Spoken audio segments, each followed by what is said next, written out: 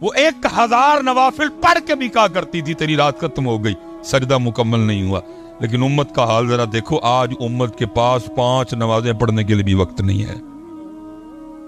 رشید رجی سے میں ویسے ایک آپس میں آپ سے سوال کرنے لگا، کہندے تھے میں کیمرہ بند کرا چھڑ، وہ وجہ دے دسو کیوں نہیں پڑھ دے نماز؟ چلو میں نے تو پیار سے پوچھا نا، اللہ دی بارگاہ بھی جانا ہے نا، اتھے بھی تو پوچھنا ہی ہے.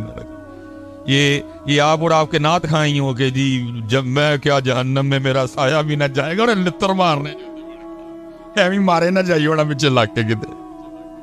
آؤ اے بھائی تو تے تیرا نعت کھائیں کہن دے دے، میں تجھے قرآن سنانے لگا. ہیں جی کلا اذا دکت الارض دکن دکا وجاء ربک والملک صفا صفا. وہ سایہ والا تو تے تیرا نعت کھائیں گے، قرآن نہیں وہ کہن دے کوئی ایویں میں بیٹھے ماریا جائے گا کہ تو پیچھے لگ کے امال سالہ کب میں قرآن سنانے لگا ہوں آپ کو.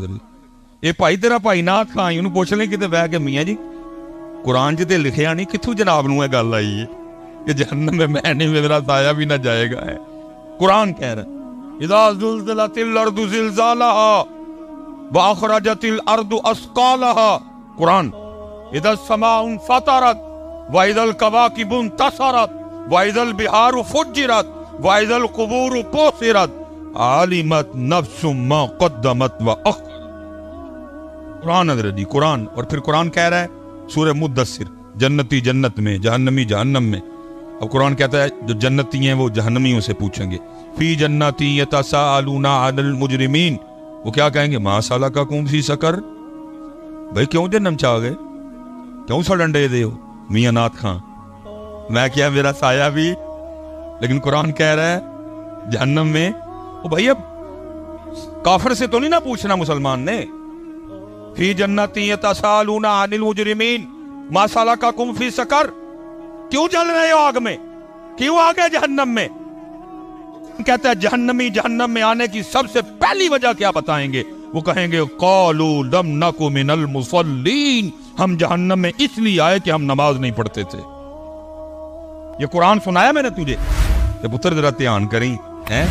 مینو روز حشر دا ڈر. پرچیاں نے نا تو تے کہنا ہی ہے تینوں پرچیاں لبڑیاں نے. خدا دا واسطے حیا کر تھوڑی ساری، انہاں دا بیڑا گرک کرن دے ہیں. ان کو ڈرا رب سے. مجھ سے اب نہیں جی چپ رہا جاتا، جو فتویٰ دینا ہے انہوں نے میرے لیے دے لیں، جو انہوں نے کہنا ہے کہہ لیں، بیڑا گرک کر کے رکھ. حضرت صاحب اسی شاعران دے دین تے نہیں، ہمارے لیے کوئی شاعر حجت نہیں. ہم بابوں سے بزرگوں سے پیار کرتے ہیں، لیکن اگر ان کا کوئی قول قرآن و سنت کے خلاف ہے تو ہم چلو سکوت کریں گے، لیکن ہم اس کو اپنی سٹیجوں پہ نہیں اٹھا کے لائیں گے. بھائی ہوگی کسی بابے کی کفیت، اس نے کہہ دیا جی میں نو روز حشر دا ڈرنا، لیکن بھائی ہم اس کو سٹیج پہ تو نہیں لا سکتے. صدیق اکبر ڈرے، عمر فاروق ڈرے، عثمان غنی ڈرے، مولا مشکل کشا ڈرے، امام ابو حنیفہ ڈرے، امام مالک ڈرے، امام حسن بصری ڈرے، حبیب اجمی ڈرے، بلکہ میاں محمد بخش صاحب ڈر کے کہیں عدل کریں تے تھر تھر کمبن اٹھیاں شانہ والے. جی مجھے پتا ہے حضرت اس کا اگلا مصرع بھی مجھے پتا ہے، ساڑی بلیاں دے ہاتھ لاج، مجھے پتا ہے پورا لکھیں. قرآن ڈرا رہے ہیں بیٹے، قرآن ڈر رہے ہیں، اس لیے دھیان رکھنا. قرآن کیا کہہ رہا ہے؟ جہنمی جہنم میں آنے کی پہلی وجہ کیا بتائیں گے؟ ہم نماز یا تو دھیان رکھیو، جنہیں نماز نہیں پڑھی پھر انہیں قرآن کے اندر کتنے جانا ہے، کتنے جانا ہے. میں نے قرآن سنایا ہے، میں نے کو غالب یا میر تقی میر کی کو غزل نہیں سنائی آپ کو، میں نے آپ کو قرآن سنا ہے. چلو آپس میں بیٹھے ہیں، بابا جی سے مدارتے آئے ہیں، بابا جی خوش ہوں گے، کیوں نہیں نماز کو ایک بچہ اٹھ کے من وجہ، آپس میں بیٹھے ہیں یار، کون بگانے علماء بیٹھے ہیں، میں آپ کا بھائی ہوں حضرت، کسی کا چھوٹا ہوں کسی کا بڑا ہوں، آپس میں بیٹھے ہیں. دسو ہاں کی وجہ ہے؟ کوئی مسجد خرابی میں ملنا نہ جا کے انتظامیہ کہ حضرت صاحب جنہیں کہنے نے مسجد ہونی دی کر چھوڑا، نماز دے پڑھن کم از کم آ کے. کیوں ہوئے بھائیو میرے؟ کوئی وجہ بتاؤ نا یار، اس دن بھی تو اللہ پاک کو جواب دینا ہے نا. देहों को आपस देखते हैं भला हमारा जवाब ठीक है या गलत है, उलमा बैठे हैं इनसे चलो जरा ठीक हो जाएगा मामला। को दबो हाँ भाई, मैं तो बेटा प्यार से पूछ रहा हूँ, उस दिन अल्लाह पाक को जवाब देना है, उस दिन अल्लाह पाक को जवाब। और भाई जितने यहाँ अहबाब बैठे हैं जो नमाज नहीं पढ़ रहे, हाथ जोड़ के कोई किसी की तजलील या तज़यीक नहीं करने लगा, आपकी खैर खाई करने लगा हूँ। ये हमारा जी बहुत बड़ा नाम है हजरत हातिम असम रहमतुल्लाह तआला, बड़े पाक अल्लाह के बनी हुए हैं। उनके लिए लिखा है कि जरा वो मखलूक से ना थोड़ा जरा साइड पे ही, जरा कोई किसी जंगल में रहते थे हजरत जी, जिसने जाना वहां मिलने के लिए जाना, वो हजरत का एक चाहने वाला था, उसने जब भी जाना ना उसने जाके अर्ज करनी, हजरत बात का मफहूम है तो मैं महफिल करानी, तो आपने फरमाया करा। उन्होंने हुजूर महफिल उदन करानी जिस दिन दुखी आओगे। वो लगा रहा इस्तिकामत से, एक दिन हजरत भी कहा चल 10 केड़ी तरीक है मैं आ जाऊंगा, तारीख तय हो गई। आपने फरमाया भाई ठीक है, होने किसी तेरी मान ली, महफिल का टाइम दे छड़ा, तू 3 मेरियां भी मननी है।